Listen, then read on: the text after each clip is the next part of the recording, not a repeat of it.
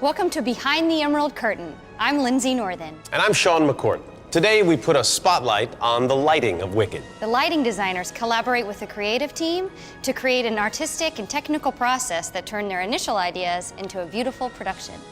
The lighting design for Wicked is sort of really based off of old school craft and technology, and then really specifically focused on the storytelling, telling the audience exactly where to look.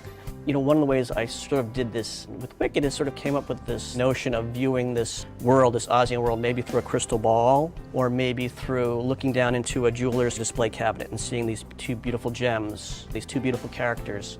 And just knowing that the light had to emanate from the story that they were telling. After I've got these ideas in my head, you take all that information and you begin to distill it down into how can I achieve these ideas with lighting effects, or develop a light plot so I can have the flexibility in the theater to give a director or a choreographer anything they might need to help create their composition. The light plot is really sort of nothing more than really an architect's drawing. The lighting plot is the physical representation of where the lights hang in space. So if it's my job to design the lighting for the show, it's another person's job to implement and technically engineer the lighting for the show. And that fell to Brendan Quigley, our head electrician, and the original production electrician on the show, Bob Fairback. Some details about a light plot. There are multiple plates, so multiple drawings of Ken's design.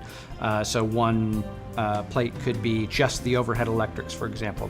And all of those plates have some specific information that we need, including the position, the type of lighting fixture, the gel color that goes in front of it, and just some numbers. We have approximately 650 lighting fixtures with a focus node attached, which means we have to know where it goes.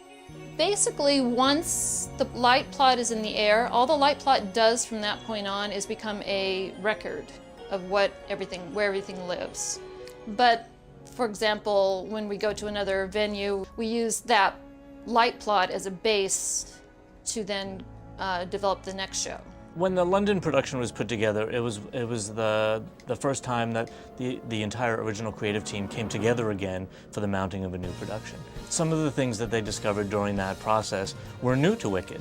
The set was outfitted with a green LED array, which looked terrific, and our producers and creative team liked it so much that we decided we wanted to bring it back to the other companies. So these green LEDs that you see in all the portals, they weren't original to this particular set. But the great thing about working on a Wicked is we can continue to reinvent certain parts of it, which is really wonderful, and just continue to enhance the audience's experience. To be part of Wicked is really, for me, I'm sure it will be a once-in-a-lifetime experience.